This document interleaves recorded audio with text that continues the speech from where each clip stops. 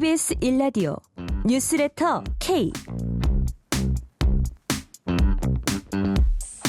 안녕하세요. 뉴스레터 K 진행하는 전종철입니다. 오늘 뉴스레터 K는 추석 연휴를 맞아서 특별한 주제로 청취자 여러분과 함께합니다. 대한민국 국민이라면 누구나 누려야 할 권리와 의무, 그리고 자유민주주의 등 대한민국의 근본을 담고 있는 가장 기본적인 법이 바로 헌법입니다. 현재 헌법은 지난 1987년 개헌 이후 38년 동안 단 한 글자도 고치지 않은 채 유지돼 왔습니다. 때문에 변화한 시대 상황에 맞게 헌법을 수정하는 개헌의 필요성이 그동안 꾸준히 제기돼 왔습니다.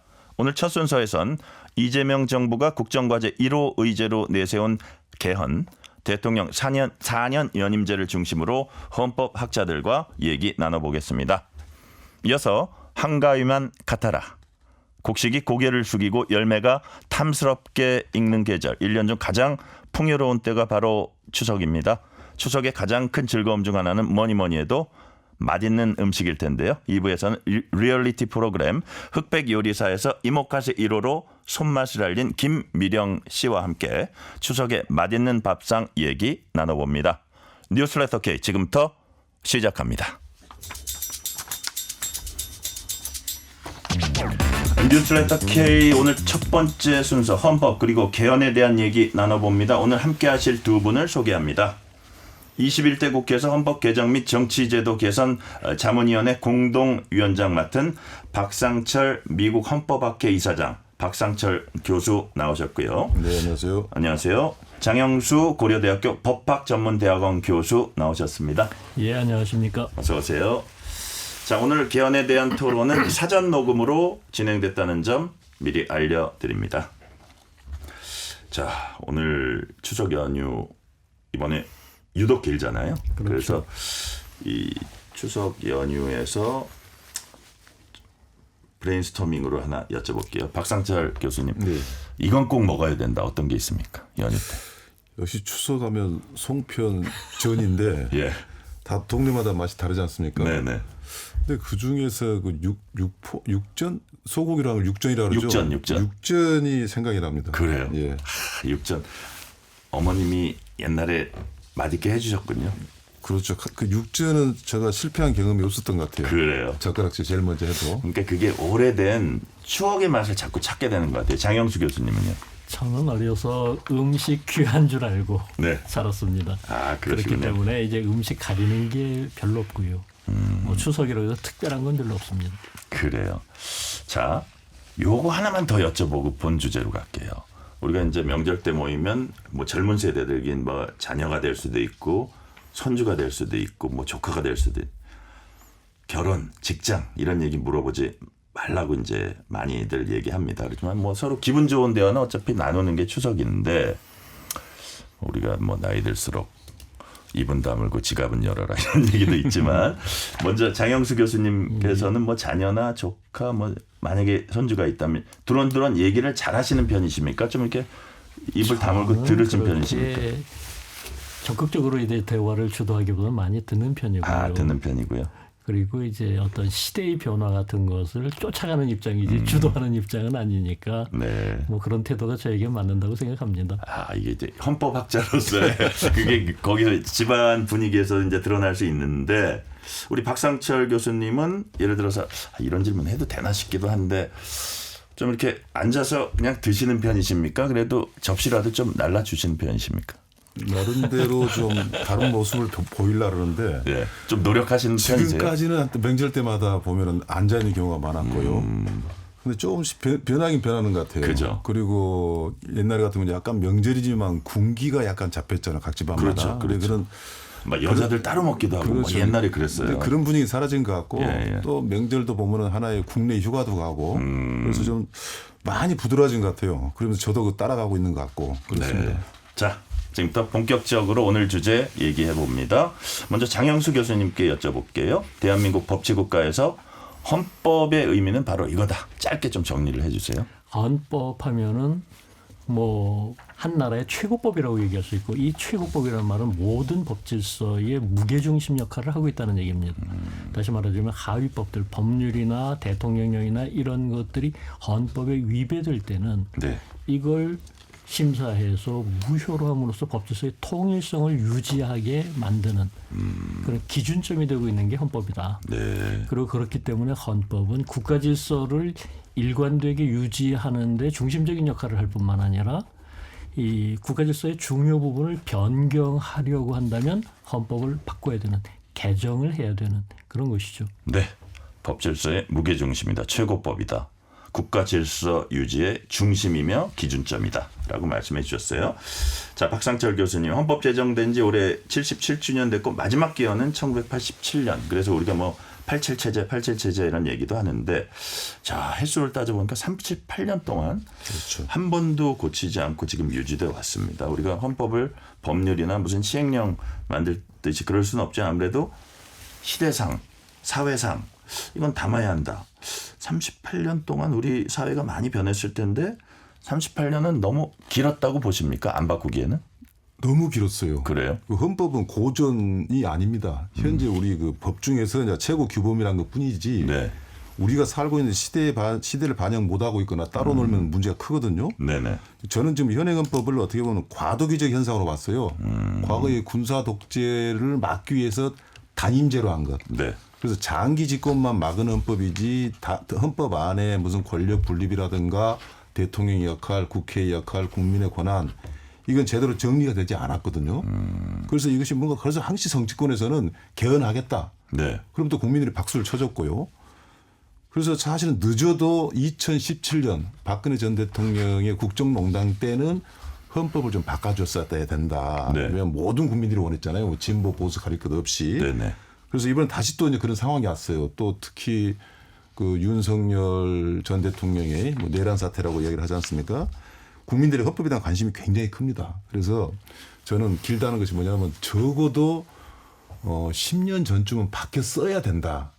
그러면 지금도 시급하게 바꿔야 된다. 예, 왜냐하면요. 또 그 사이에 우리 예. 사회가 잘 아실 겁니다. 앵커께서도 너무나 많이 변했단 말입니다. 이게 법률로서만 반영하기는 힘들어요. 그래서 저는 헌법은 꼭 대통령 연임제 빼놓고도 많은 부분은 좀 빨리 바꿔줘야 된다라고 생각합니다.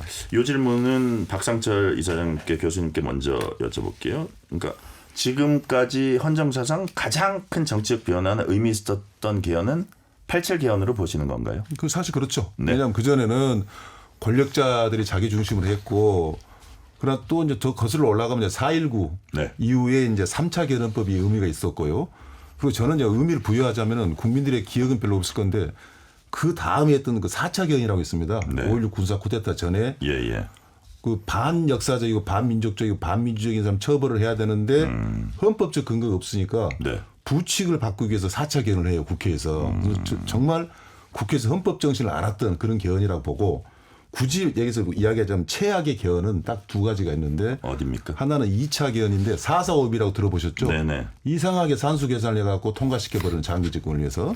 그리고 또 하나는 역시 이제 유신 장기 집권을 했던 유신 개헌이라고 7차 개헌이라고 있어요. 네네. 그게 최악이다. 뭐 요 정도 좀 기억이 납니다. 정리가 됩니다. 최악 2개 하고 최상의 개헌 87 개헌 이제 말씀해 주셨고, 자 장영수 교수님 지금 박상철 교수님 말씀으로는 그 87년에 5년 단임제가 약간 과도기적인 성격이라고 봤는데 이 과도기적인 성격의 그 제도가 너무 오래 갔다 이렇게 얘기를 해주셨는데 또 그때는 그때 나름대로 5년 단임 대통령제를 한 이유가 있었을 거예요. 그 배경이 뭐였습니까?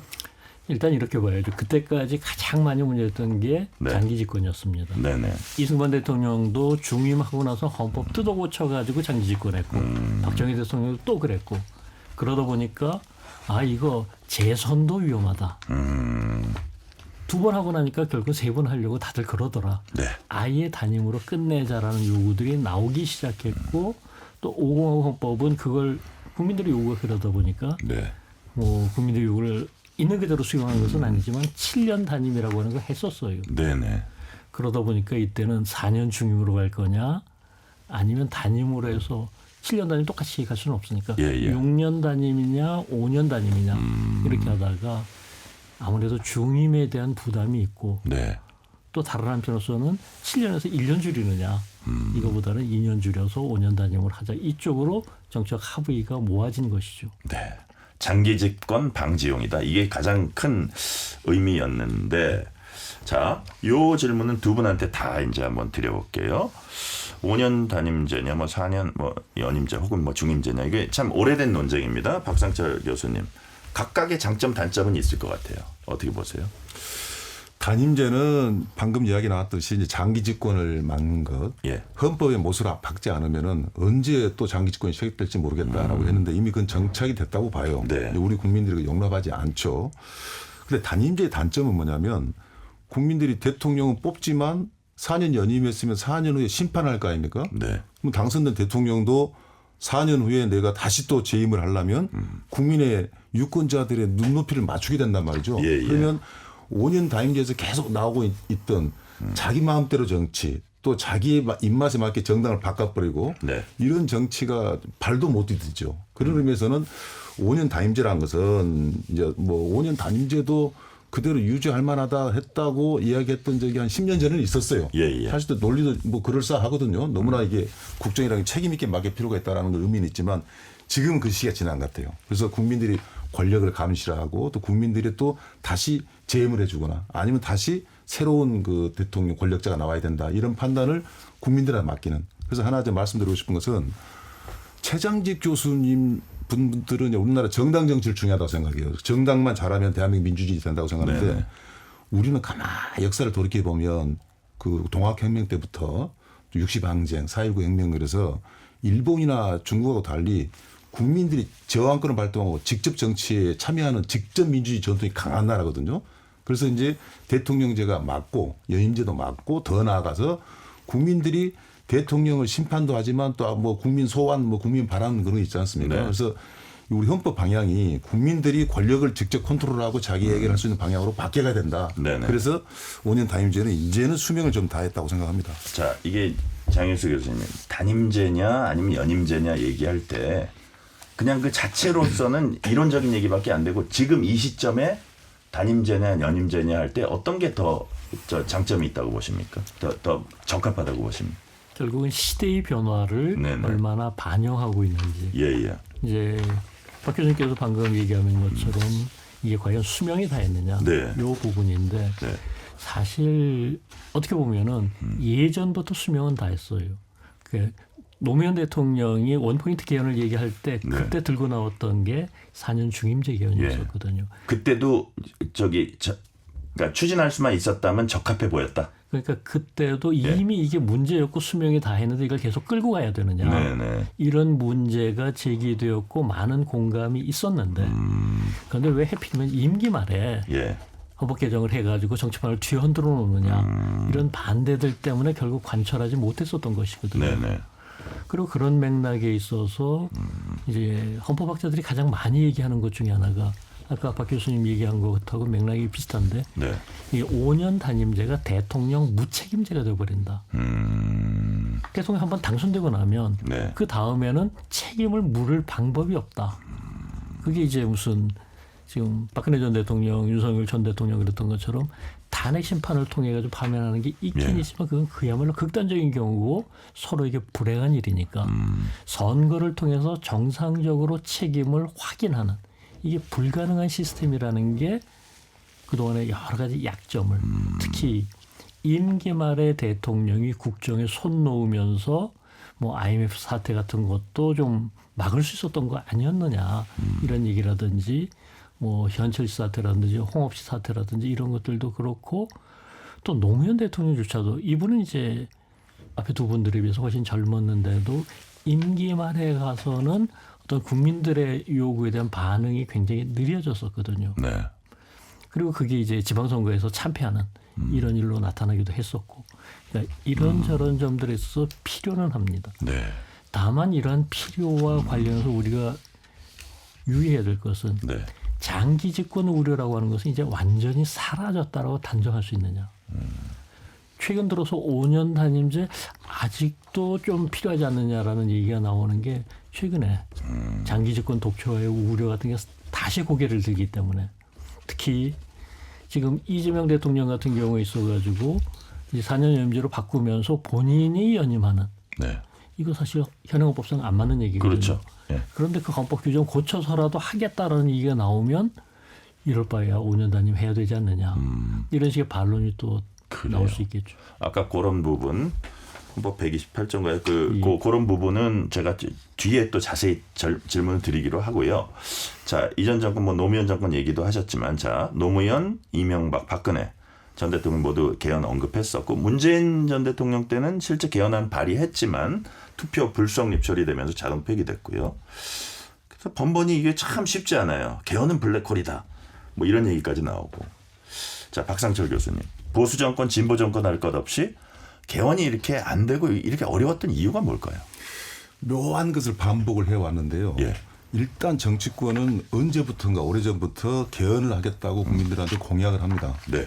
그러면 국민들이 대체로 그런 공약은 후보에 대해서는 호감도가 있어요. 그래서 모든 후보가 예. 개헌을 한다고 이야기하죠. 그 뜻은 개헌이 맞기 때문에 이제 그렇게 주장한 거거든요. 어쨌든 모든 후보가 일단 공약은 해요. 그렇죠. 예, 예. 근데 이제 보수 진보 약간 보수가 좀 강한 또 그 성향은 없잖아 있는데 집권 초에는 네. 당선된 대통령이 개헌 이야기가 나오면 내년 다음에 권력은 대통령을 어떻게 뽑지라고 하면 국민들의 관심이 너무 크잖아요. 예, 예. 그럼 집권 초기에 국정 운영을 한 군데 쏟아야 되는데 일종의 블랙홀이 돼가지고 개헌 논의로 다 빨려 들어가 버리면 자기의 주요 국정 과제를 추진해야 되는데. 그렇죠. 추진 동력을 잃어버릴 수도 있다. 그래서 이제 집권 초기에는 당선된 대통령이 반대를 하고 네.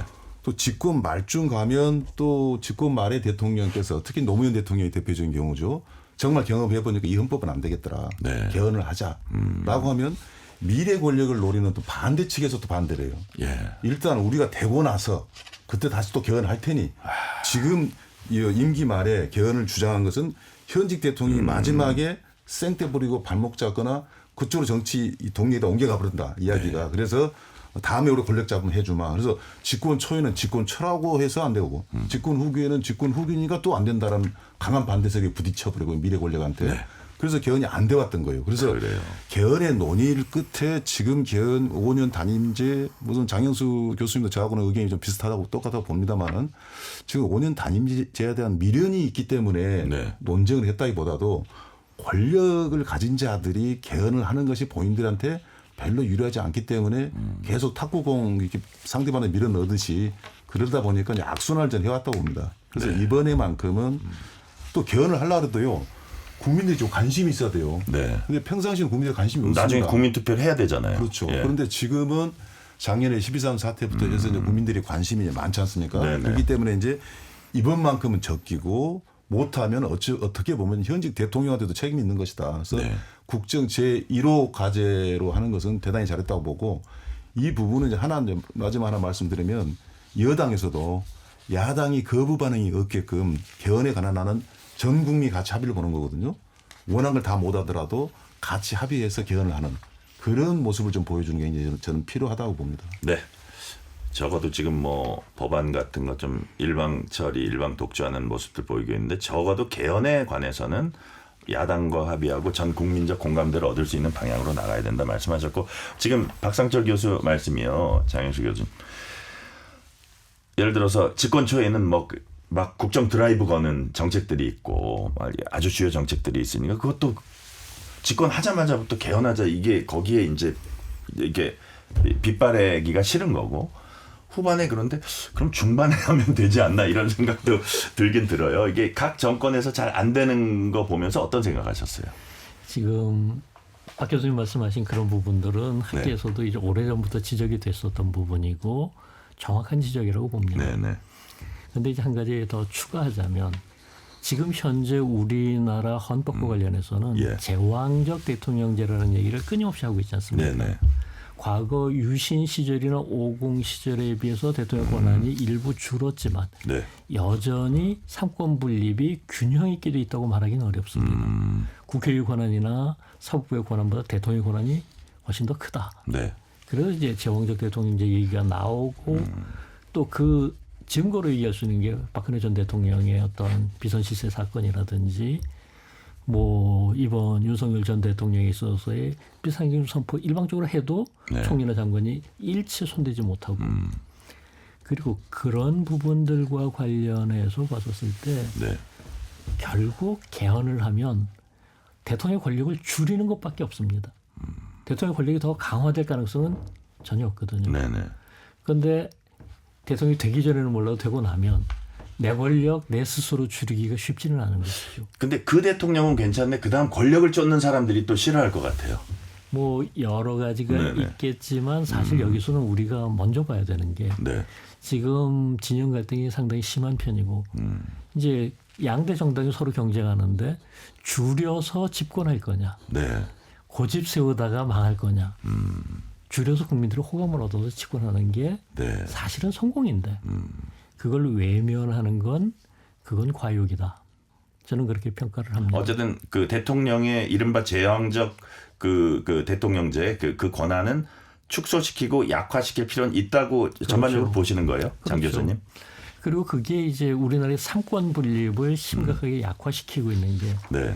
대통령이 여당을 통해서 국회를 사실상 지배하고 그리고 사법부 코드 인사를 통해서 사법부에도 굉장히 큰 영향력을 행사하고 네.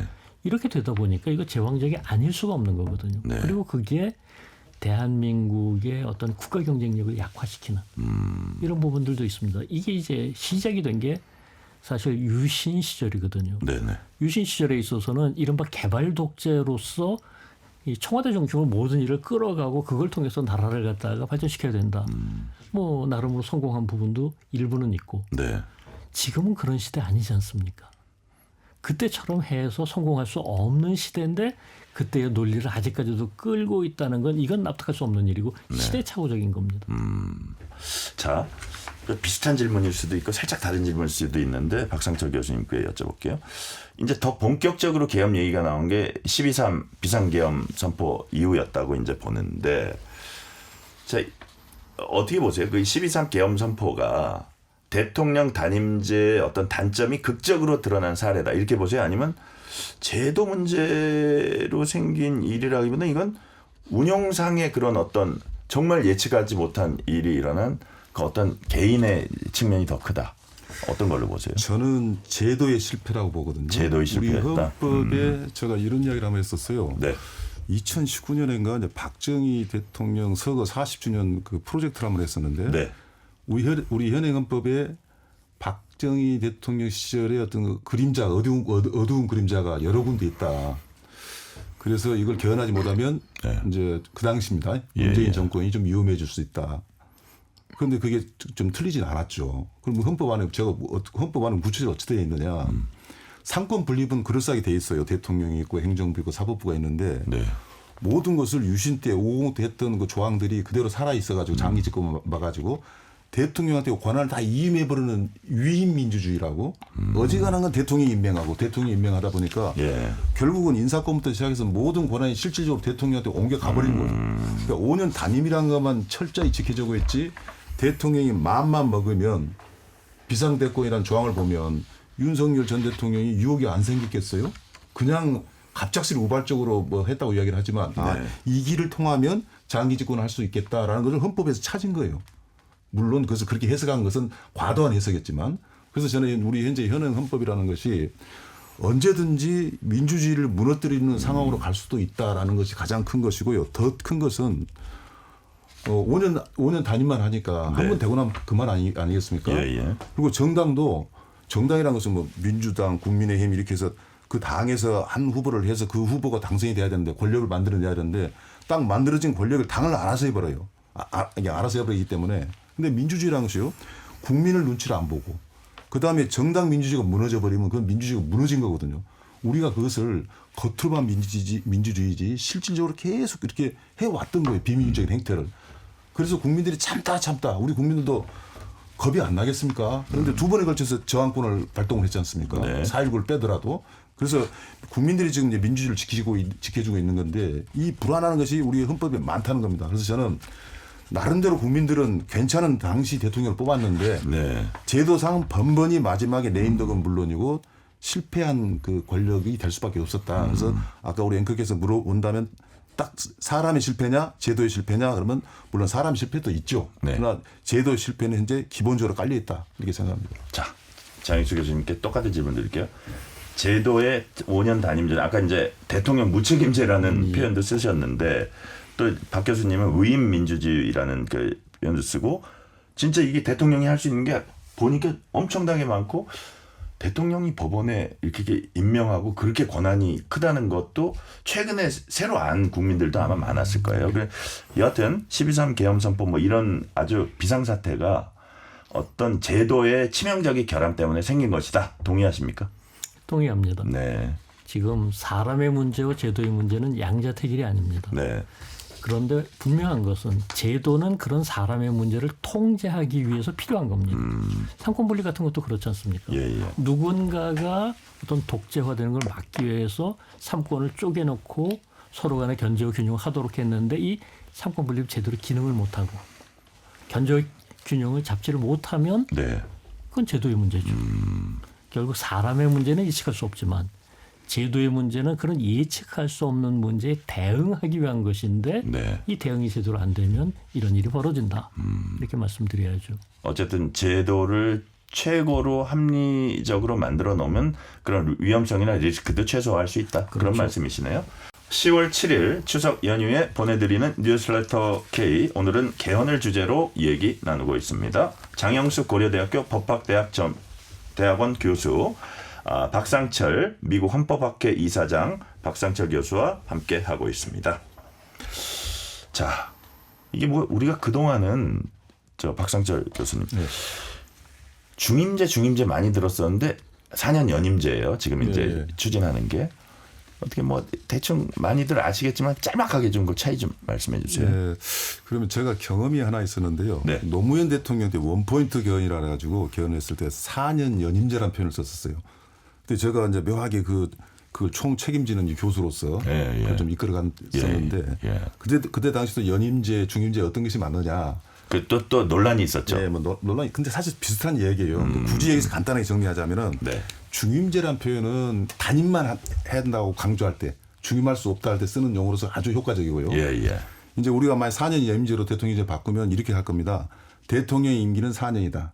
단 한 번에 걸쳐서 연임할 수 있다. 이렇게 바뀔 거예요. 그래서 대통령이 많이 해도 2번 한다 정도. 그래서 연임하고 중임하고는 뉘앙스는 좀 다르지만 표현을 쓸 때 단임할 수 없다 할 때는 중임할 수 없다는 표현이 좋고 지금은 그래 대통령이 연달아서 2번 할 수 있다, 한 번 할 수도 있지만 그런 것을 이제 그 명확하게 하기 위해서 4년 연임제를 표현을 쓴 것이지 이게 연임이란 연자가 들어가니까 국민들이 아까 우리 장 교수님께서 잠깐 언급하셨지만 반대 입장에서는 의심이 되는 거죠. 현재 대통령이 계속 인기를 지속해가지고 개헌을 마음대로 해가지고 개헌할 수 없는 조항까지 개헌해버린다. 그러니까 연장되기 때문에 연임제의 표현도 뭔가 좀 숨기는 게 있지 않냐 생각하는데 전혀 그렇지 않고요. 이게 지금 뭐 노무현 대통령도 한번 시도됐던 겁니다. 자, 장영수 교수님, 그러니까 연임제는 어쨌든 이어서 할 수 있는 거고 중임제는 지금 트럼프 대통령처럼 중간에 4년 쉬고도 2번 해서 이제 8년을 할 수 있는 건데 어떻게 장단점을 따져봤을 때 뭐 큰 차이 없다고 보세요? 아니면 연임제가 더 낫다고 보세요? 일단 그 이재명 대통령이 적용되냐 그 문제는 차치하고 그냥 봤을 때 제도 자체로 봤을 때 일단 중임제라는 표현은 굉장히 일반적입니다. 결국은 이어서 하건 아니면 좀 트럼프 대통령처럼 한번 쉬고 그 다음에 또 다시 당선돼서 하건 이제 이야기가 쉬운데 연임제는 지금 박 교수님 말씀하신 것처럼 그렇게 되는 경우도 있지만 이게 러시아의 푸틴 대통령처럼 하는 경우가 있습니다. 그러니까 이제 4년 8년 하고 한 텀 쉬었다가 또 다시 4년 8년 하고 여기에 대한 우려가 상당히 있는 겁니다. 그리고 그런 선례가 있으니까 이것도 또 그런 의도를 깔고 있는 것이 아니냐 이런 식으로 의심하는 사람들이 나오게 되는 것이죠. 장기 집권의 어떤 그 뭐라 그럴까 여지는 좀 깔려 있다. 아니 그러니까 의도가 있다는 게 아니라 그런 여지는 조금 있다. 그러니까 굳이 그런 여지를 가지고 할 필요가 있느냐. 그 부분은 좀 제가 그래요. 반론이라기보다도 박상철 교수님. 조금만 제가 덧붙이자면 연임을 굳이 선택했던 가장 큰 배경은 뭐냐면 중임제 같은 경우입니다. 트럼프가 중임제로 당선이 되니까 자연스러운 현상으로 볼 수 있겠지만 우리가 한번 객관적으로 봤을 때 만약 중임을 허용할 경우 어떤 사태가 벌어지냐면 갑자기 사회적인 대통령제라는 것이 어떤 한 사람을 계속 몰고 가게 아니라 특정 기간 동안 시대의 변화를 갖다가 받아들일 수 있는 리더십으로 결정하기 대통령이거든요. 그래서 네. 대통령 한 개인한테 많은 권한이 가게 돼 있습니다. 근데 예. 그분이 다시 정치적 영향력 때문에 다시 또 부활을 해가지고 옛날 정치로 돌아가고 이런 현상이 벌어진다면은 굉장히 불안할 수 있기 때문에 한 번 4년 하되 잘하면 연임까지 한다라는 아주 엄격한 의미의 해석이지 이게 다시 푸틴 같은 현상을 염두에 둔 건 전혀 아니고 정반대라는 것. 오히려 중임이 허용할 수 있는 권력의 어떤 이상한 현상을 막기 위한 그런 용어로 저는 보는 게 저는 맞다고 보고 그게 8년까지밖에만 못한다 이런 거를 어떻게 표현하면 안 됩니까? 말씀드렸지 않습니까? 대통령 임기는 4년을 한다. 그러니까. 단 한 번에 걸쳐서 연임할 수 있다. 그렇죠. 그러면 8년인 그렇죠. 거를 딱 제한을 두는 거잖아요. 그렇죠. 그것도 동떨어져서 도합 8년도 안 되는 거죠. 네. 자, 이재명 대통령 얘기를 좀 해볼게요. 자, 그러니까 지금 뭐 정치권에서 뭐 야당에서 뭐 이런 얘기들이 나오는데 기본적으로 헌법 128조 2항에 따르면 대통령 연임제 헌법상 현재 재임하는 대통령에게는 이제 적용할 수가 없습니다. 근데 이한주 국정기획위원장이 방송 프로그램 나와서 질문을 받았더니 이런 얘기를 했어요. 제 생각에도 뭐 지금 이재명 대통령한테는 적용되지 않는 게 맞다고 보는데, 근데 그게 100%라는 건 없잖아요. 이런 얘기를 했어요. 상당히 좀 비중이 있는 분이 그런 얘기를 해서,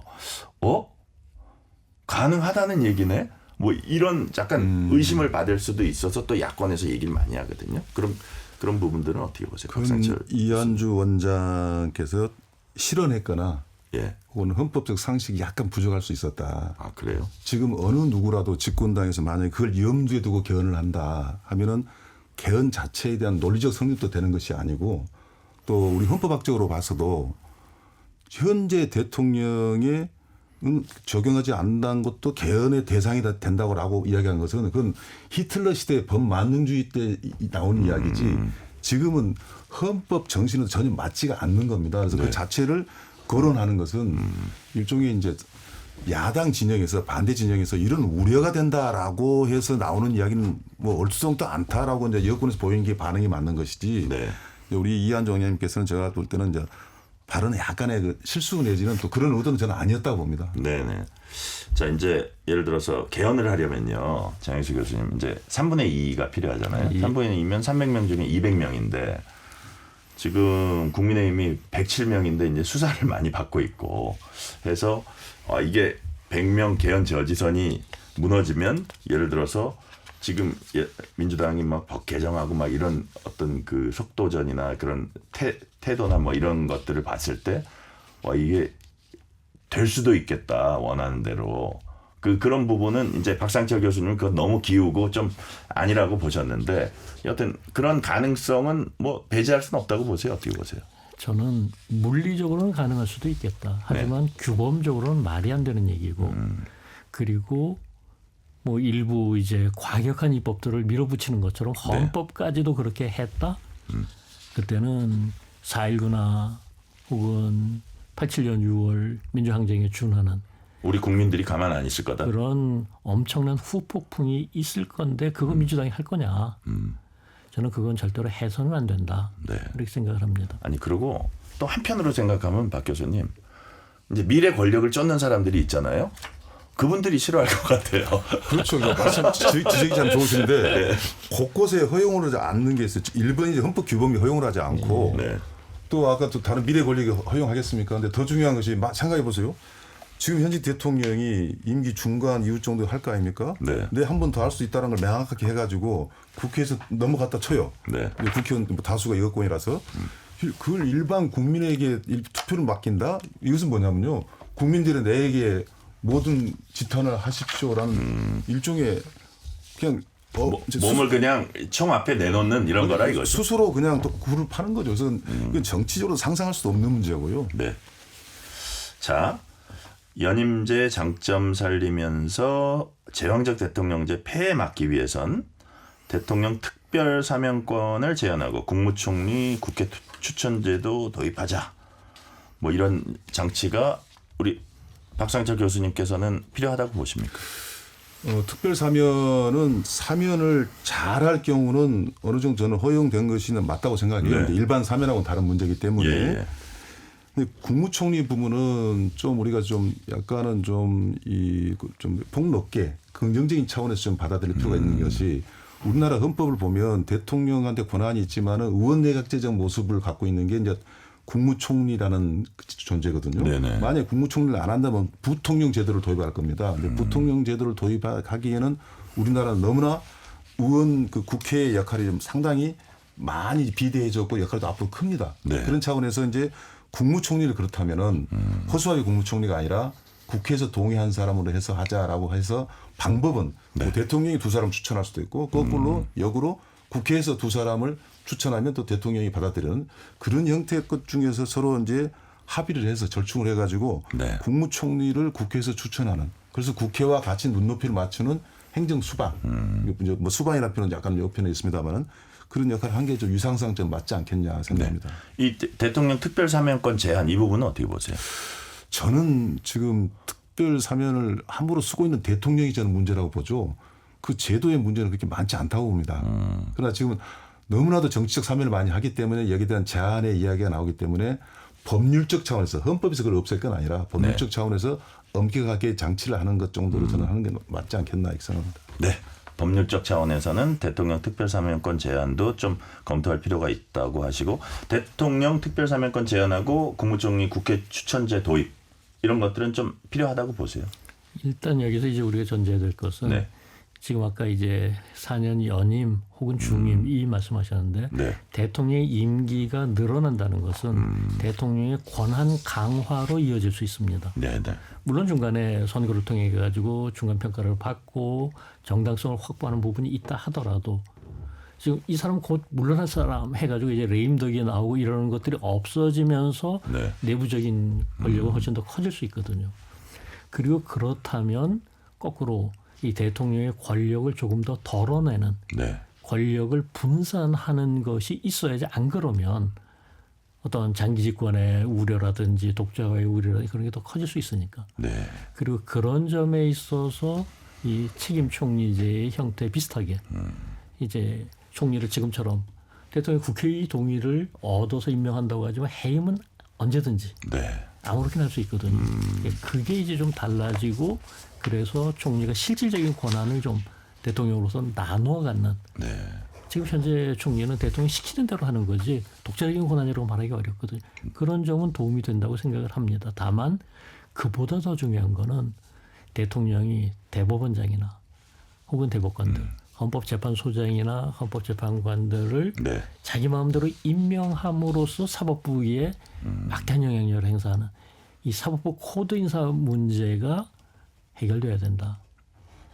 이게 해결되어야 대통령의 권력이 좀 분산이 되는 상권 분리를 조금 더 실질화되는 네.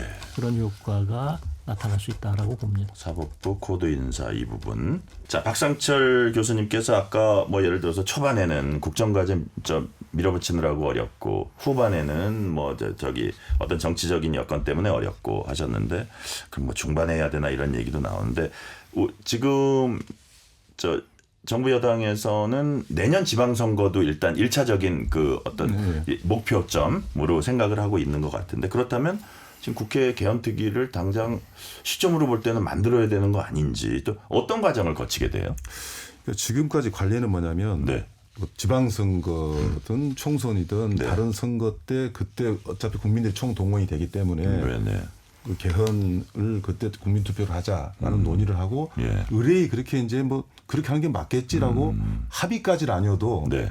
뭐 그렇게 관행같이 이제 이야기를 하고 있거든요. 근데 저는 그 부분에 대해서는 좀 부정적인 것이 그동안에 개헌이 안 됐던 이유 중에 하나가 네. 그 개헌 내용에는 합의한다 할지라도 이게 이번 선거 때 지방선거 때 여야가 서로 입장이 다르지 않습니까? 또 국총선 때 개헌을 투표하는 것이 여당한테 유리할 수가 있고 야당한테 유리할 수가 있거든요. 예. 그래서 개헌 내용과 상관없이 유불리를 따진단 말입니다. 그래서 저는 오히려 어쨌거나 선거 때는 굉장히 예민할 수밖에 없지 않습니까? 네네. 그러면 저는 어떤 이야기를 하냐면 개헌이라는 것 그동안에 해와 있는 38년 동안 안 돼 있는 이 의미 있는 개헌을 네. 국민들이 정말 참여를 해서 투표를 한다면은 정치적 영향력이 없는 아까 우리 앵커께서 말씀 참 잘하셨어요. 그럼 중간에 하면 되지 않느냐 그러거든요. 그건 선거하고 겹치지 않는 영향이 없는 시절이 나올 거란 말입니다. 저는 그날을 그 해에 뭐 7월 17일도 좋고 대통령이 지정을 한다면 저는 정치 비용이 아니라 소모적인 비용이 아니라 충분한 가치가 있다 보거든요. 그래서 그런 논의도 이번에 개헌 논의를 저는 충분히 해야 된다고 보고 저는 이번 지방선거 때 개헌까지 가기는 좀 힘들 것 같아요. 다만 그걸 논의하기 위한 개헌 특위를 국회에 좀 설치를 하고 또 대통령대로 이제 국회는 또 정치적으로 서로 이 자기들 의견을 갖고 충돌할 수밖에 없지 않습니까? 그러면 대통령은 국민으로부터 대통령이 당선됐기 때문에 뭐 가칭, 뭐 국민 뭐 참여 개헌위원회라든가 해서 의견을 담아서 총 망라적으로 해서 국회에 넘기는 이 공론화 과정은 저는 지금부터 시작해야 된다. 그러나 시기는 내년 총선은 지방선거는 빠를 수밖에 없을 것 같고 또 총선 너무 늦고 그래서 별도로 지정하는 것도 한번 연구를 해봐야 된다고 생각합니다. 그 중간점을 별도 지정하는 것도 한번 연구해봐야 된다 하고 이제 뭐 지금 좋은 말씀 많이 박 교수님께서 해주셨는데 과연 이번엔 될까 하면은 시점도 참 중요한 것 같아요. 시점도 막 너무 이렇게 정치적으로 상황이 그걸 추진하기 어려운 시점으로 하지 말고 가장 중요한 거는 국민들의 공감대 아닙니까? 어떻게 보십니까 이런 부분은? 그런데 이제 여러 가지가 서로 맞물려 있습니다. 네네. 결국 개헌이 성공하기 위해서는 몇 가지 조건들이 갖춰져야 되는데 첫 번째로는 이 공감대 형성을 위해서도 지금 40년 가까이 쌓인 모든 쟁점들을 한꺼번에 다 해결한다? 불가능합니다. 2017년 국회 개헌특위도 1년 동안 계속 활동하면서 국민들의 요구 수렴하다가 끝났어요. 더더군다나 그 수렴 과정에서 서로 충돌하는 그런 부분들도 꽤 많이 나타났었거든요. 그때처럼 하기보다는 일단 가장 시급한 게 뭐냐. 먼저 처리해야 될 게 뭐냐. 국민들도 좀 더 강하게 요구하는 게 뭐냐. 교수님 보시기엔 뭡니까? 재공적 대통령제 해결. 그리고 그건 국가 경쟁력하고도 이제 관련이 돼 있는 부분이거든요. 그리고 두 번째로는 이 시급하고 중요할 뿐만 아니라 그런 것에 국민적 공감대를 형성을 해야 되지만 그와 더불어서 이제 여야의 합의를 만들어내야 됩니다. 국민적 공감대가 있다고 해서 여야가 무조건 합의하는 거 아니지 않습니까? 그렇다면 협상을 통해서 기브앤테이크가 있어야죠. 무조건 우리식으로 한다 하면은 지난번 문재인 대통령이 개헌안처럼 결국 또 좌절될 수밖에 없거든요. 이제 이거는 우리가 양보할 테니까 그거는 그쪽에서 양보해라. 이런 것들이 좀 더 가능해져야 뭐 전체가 아닌 일부라도 중요한 부분들을 개헌할 수 있게 될 것이다. 그랬을 때 성공 가능성이 높아진다고 생각합니다. 자, 가장 시급한 게 뭐냐를 해서 그거 해결하고 그 다음에는 여야 정치권의 합의가 전제돼야 한다. 박상철 교수님하고 일맥상통하는 이제 말씀하셨는데 지금 말씀 중에 기브앤테이크 얘기하셨는데 민주당에서 주로 이제 쭉 주장을 많이 해온 게 5.18 광주 민주화 운동 정신 헌법 수록. 이거를 하면 또 야당 쪽에서 뭐 원하는 게 있을 것 같고 어쨌든 그 광주 민주화 운동 정신 헌법 수록은 적절하다고 보세요. 어떠세요? 장영수 교수님. 그 부분에 대해서는 일단 헌법 학자로서는 이것만 집어넣는 건 부적절하다. 왜냐하면 지금 현재 들어있는 건 3.1운동하고 4.16뿐입니다. 그러면 5.18이 중요한 건 맞는데 지금 현 체제를 가져온 6월 민주항쟁보다 더 중요하냐. 이렇게 말하기는 비중상 안 맞는다. 결국 그러려면 이것도 넣고 저것도 넣고 여러 가지를 넣어야 오히려 이제 균형이 맞는다. 이게 이제 하나고 두 번째로는 지금 당장 여야 합의도 그렇고 국민적 공감대도 그렇고 5.18만 넣고 뭐 부마항쟁이나 이런 거 뺀다 하는 것에 대해서 이제 영남 쪽에서 반대를 한다든지 이런 문제들도 있을 수 있고 또 그게 이제 여야 합의의 걸림돌이 될 수도 있고 그러니까 이런 문제를 어떻게 조율하느냐 기브앤테이크라고 하는 게 결국 그런 걸 조율하는 과정 아니겠습니까? 자, 지금 박상철 교수님, 장영수 교수님께서는 자 5.18 넣는 그 자체를 반대하는 건 아니지만 조금 더 종합적으로 뭐 6월 민주항쟁도 있고 뭐 부마항쟁도 있고 뭐 여러 가지를 이렇게 종합적으로 다 고려해서 이런 거는 뭐 꼭 기브앤테이크라기보다는 그렇게 종합적으로 해야 되는 거 아니냐는 취지의 말씀하셨어요. 동의하십니까?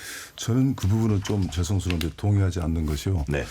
5.18 헌법 그 명문화하는 것 전문 수록은 정치권에서는 여야가 네. 형식적으로는 다 합의를 했습니다. 그러나 실질적으로 이제 원치 않은 정파도 있을 수는 있겠죠. 예. 그런데 왜 그러면 5.18이 만이냐? 뭐 부마 사태, 부마 항쟁도 이야기를 하거든요. 60항쟁에서도 옳다고 봅니다. 그런데 그런 걸 수록한다는 의미가 아니고 5.18에는 가장 큰 의미가 네. 우리가 군부 독재를 벗어나서 이제는 뭔가 서울의 봄이 왔는데 다시 5.18이 터지면서 정말 더 그 혹독한 정치가 시작된 게 5공학 정치 아닙니까? 그런 것을 꾸준히 국민들이 직접적인 피해 당사자였어요. 그리고 역사 규명하는 데도 한 20년 걸렸고 그걸 쭉 해온 과정에서 이것만큼은 여야가 보수 진보가 벗어나서 동의를 하자라고 하면은 그런 권력으로 인해서 국민이 피해받는 국민 주권이라는 맹실한 의미 그런 것들을 뭐 상징적인 의미가 아니라 역사적으로도 5.18만큼 꼭 해야 된다. 네. 저는 다른 부분은 합의가 안 된다 할지라도 일단 외형상 정치권에서 합의했기 때문에 이번만큼 꼭 저는 전문 수록이 돼야 된다라고 생각하고 그는 헌법사적 의미가 굉장히 저는 크다고 생각합니다. 네. 지금까지 박상철 미국 헌법학회 이사장, 장영수 고려대 법학 전문대학원 교수였습니다. 오늘 말씀 감사합니다.